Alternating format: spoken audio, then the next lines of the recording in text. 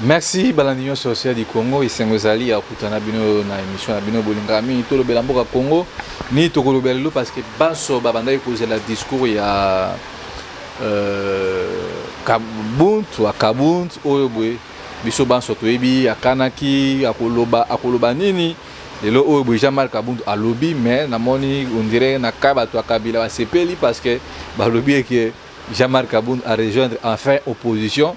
Mais ngai yote ke moko ya ba résistant, je ne crois pas na makambu oyo boye Jean-Marc Kabuntu alobi lelo parce que to ebi yango tango Jean-Marc Kabuntu azalaki ko négocier na Kabila en coulisses ayebaki te ko négocier na Kabila ezalaki déjà un trou profond oyo bato bakendaki déjà ko timola pona ko kende ko zomboka ko tia na kati ya libulu tango Jean-Marc Kabuntu bandaki ko matana cheval na kingakati ayebaki ba retomber te oyo boye ekozonga simapo na avenir ya mboka na biso lelo oyo boye biso ba soto yebi ke non situation ya mboka eza très grave est ya mboka ti lelo oyo boye eza nano na maboko ya ba M23 eza na maboko ya ba rebelle ya M23 alors eza na ndeko moko okotuna olo ndeko Bruno to andako na mission moko olobi ono M23 c'est groupe armé ya bana mboka non ndeko moi je n'avais pas dit ça groupe armée M23 et ça groupe au besoin entretenu et pas M23.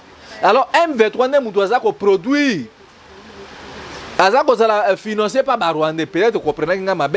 Moi je n'ai jamais dit que non M23 ça groupe rebelle ba mboka parce que biso ba surtout bien que non M23 et ça branche au boye Félix na Kagame ba yebi source ya makambwana. Ya ngwana ozo mona biso to telemelango parce que to lobi que non mboka lokola Congo jamais to ko la libération ya pays lokola Rwanda.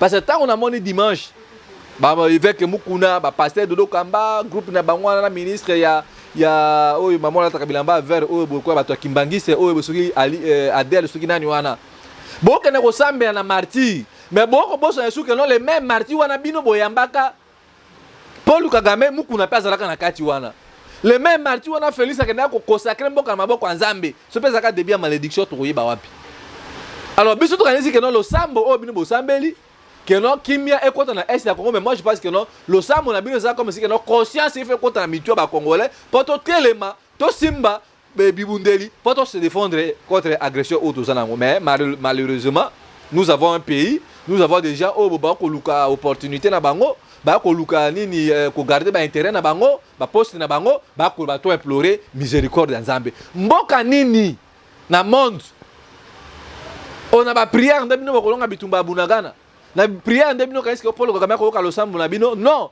eza ko tali c'est que non bolembu politique o bino batu ya union du sacré réunion politique ya batu ya IDPS te boyeli biso eza politique ya balkanisation cela démontre combien Félix est incapable de résoudre le problème bakinois. Félix est incapable de résoudre le problème de kuna biso ya Rutshuru. Félix est incapable de résoudre le problème ya ba congolais dans l'assemblée générale. Parce que prière on a binotango bozo sambela même la Bible lobby mutu asalite azana droit ko liati mais comment est-ce que est possible la bino bolingi bo sambela mais boko linga ko bundate donc à un moment donné tout ça la sérieux le bobozu ministre ya Alexis Gisaro Botindie pour que le négocier na Yoweri Museveni pour tamba ko balang na bona Kinyarwanda ba koyoka na bemoboni na makambo wana il a fallu nécessairement ministre des Affaires étrangères yende mutoza qui na responsabilité ya okenda ko représenter mo un ministre Alexis Gisaro Osukaza ya ITP soki makambo ya décentralisation. Regardez-moi niveau ya raisonnement mbesque ya pouvoir ya tchekulaire ya frapper ba kotalisa biso na kati ya mboka. Alors moi je pense j'appelle la responsabilité de tout un chacun de nous parce que le obomoni Yoweri Museveni akutaki na Paul Kagame pona ko solola pona ko tchola même makambo ko leka na kati ya mboka na biso to bandai ko dénoncer yango bo pendant un bon moment ba pays wana membre des États de l'Est EAC ba komi déjà na Kinshasa ba za loger na hôtel moko en place pona ko sala bango publicité te ba ekotala ekosala expression pona kotala ndenge nini ba déroulement wana ya brassage ko salma alors peuple congolais to bima na kati ya distraction. Aujourd'hui là biso tozo ganga tozo ta sabino banzela situation tozo na ngolo obo catastrophique ya mboka na ramener biso na situation si c'est pas Jean-Marc Kabuntu parce que Jean-Marc Kabuntu tango azolo ba que non pouvoir ya Félix c'est ça pouvoir ba jouer mais Jean-Marc Kabuntu il faut pe aibisa biso mbongo oya zui seulement espace ya une année atongeli villa wana wapi tango ezolo bakena Félix ça incompétent le plus incompétent biso baso toyebi eza bango parce que ye pas alaki moko ya batu o ba partager pouvoir na Félix tango ko bakena lui il est devenu opposant il y a Félix il ne peut pas devenir opposant à Félix. Nous savons comment est-ce qu'il va fabriquer Jean-Marc Kabound pour n'avoir quoi distraire biso au lieu de dans makambo eza na priorité ndebo moni ba ko bimisa Vital Kamerhe na prison ba ko bimisa opposant fabriquer une souris naine pour n'avoir quoi distraire biso peuple congolais. Alors qu'est-ce qui prouve que non makambo Jean-Marc Kabound doit lobby lelo eza vrai. Alors bana Congo bande konanga itotika sentiment parce que na yebi bo moni Jean-Marc Kabound a lobby makambo o ezuyetan. Et puis, vous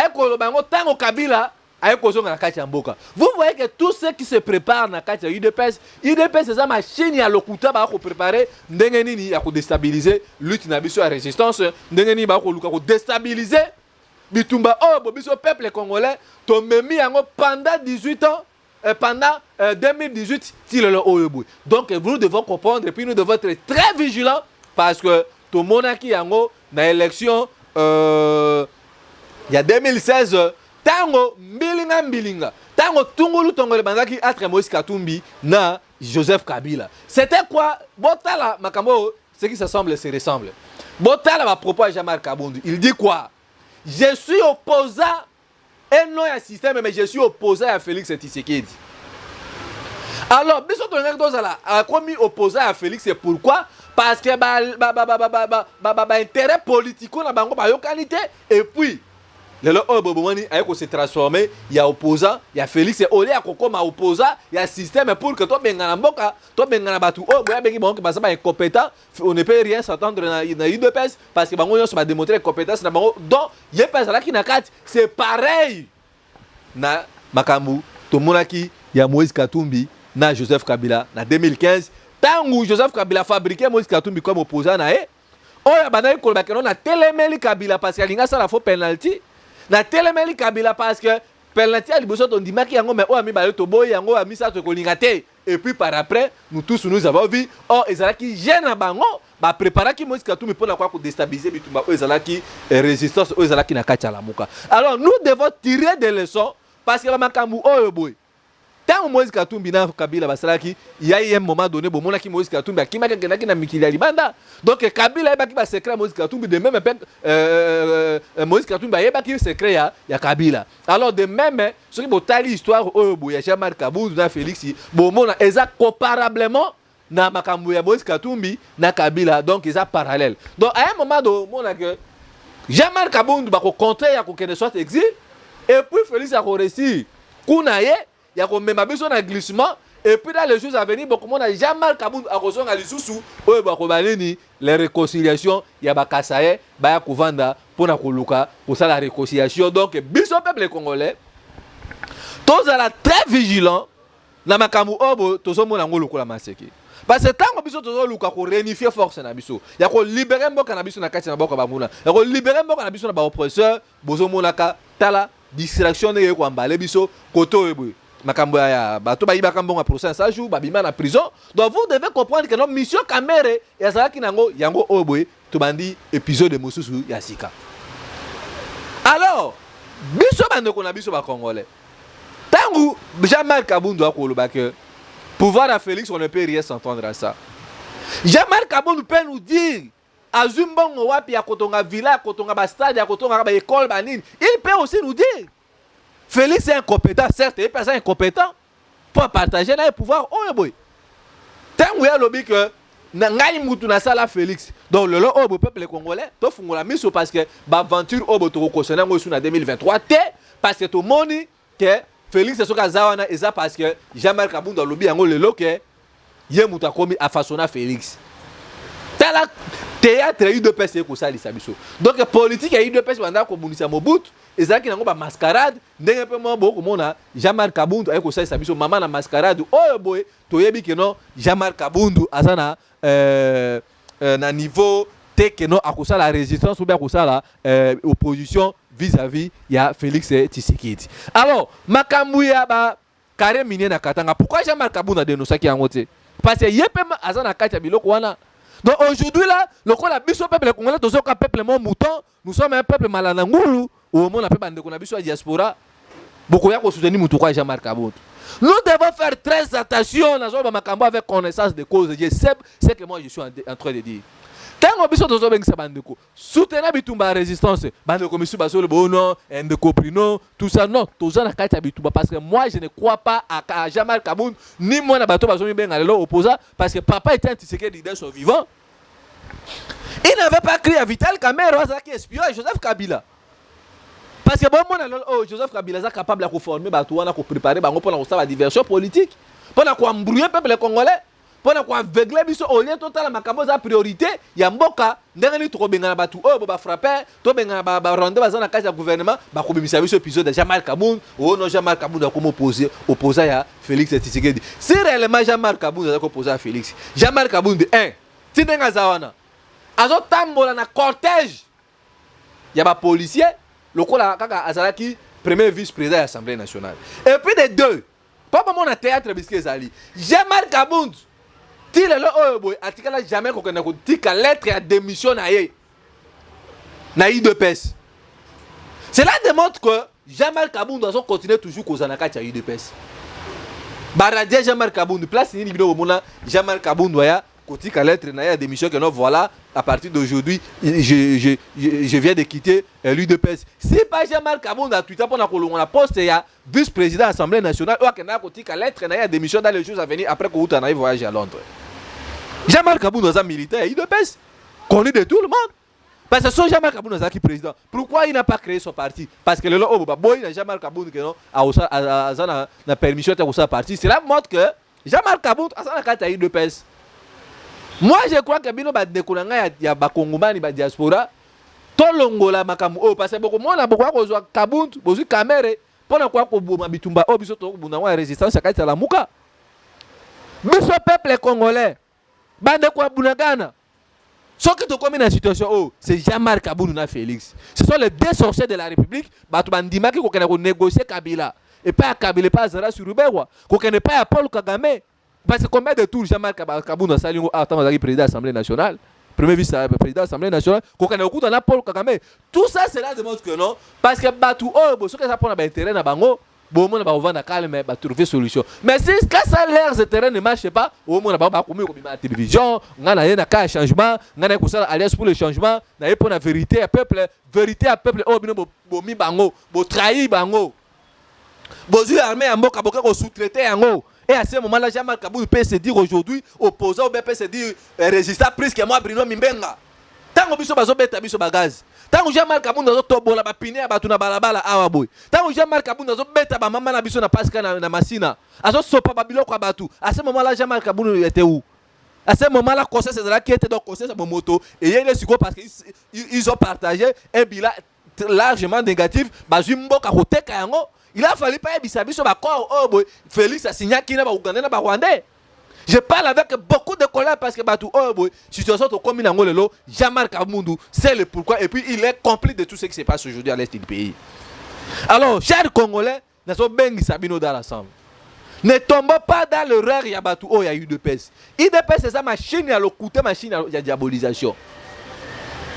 Parce que biso tozana bitumba. Peuple là si ma président Adolphe Mouzito, peuple là si ma président Martin Fayulu, peuple là dans l'assemblée na biso la muka, au lieu biso to conjuguer be fort wana, ba leader ba zongi sa force na biso ba action sur terrain ndenge zalaki, mais plus malheureux au moment ba ndeko misusu bazo le kanaba télévision pour na kokane la leader moko kobomaye. Oh, tant biso to za koboma entre biso na kati la muka, nous donnons la force.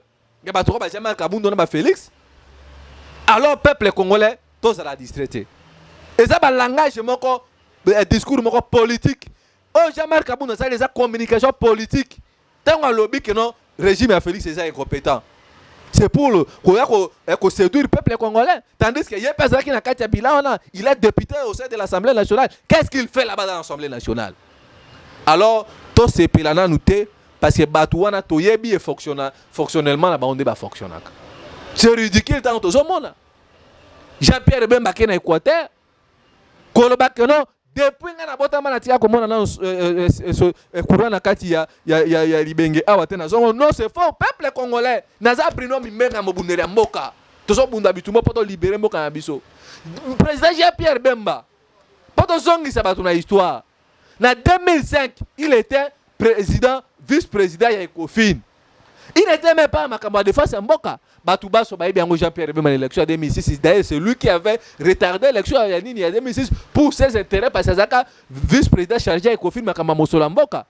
Alors baboye, ba papa ba maman boka ngaba na bino. Ceux qui ba na bino ba bimina baba na ba kokuta na Jean-Pierre Bemba baba na bango.